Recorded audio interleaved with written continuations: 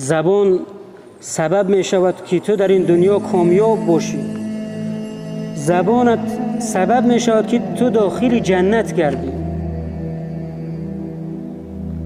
و زبانت سبب می شود که تو ناکام دنیا و ناکام آخرت گردی.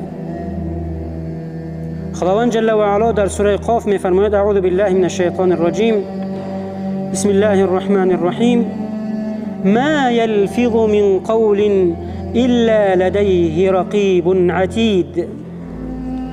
سوره قاف آیت 18. هیچ انسانی هیچ کلمه ای رو تلفظ نمی کند مگر اینکه ملائکه های مقرب او آن را می نویسند. پس ای جوان، پس ای پدر، ای مادر، ای خواهر، بدون که هر چیزی که از زبانی تو میبراید تو مسئولی همون سخنت است و تو پرسیده میشوی. برای هر یک سخنت جواب خواهی گفت، چه هزل باشد، چه شوخی باشد، چه حق باشد.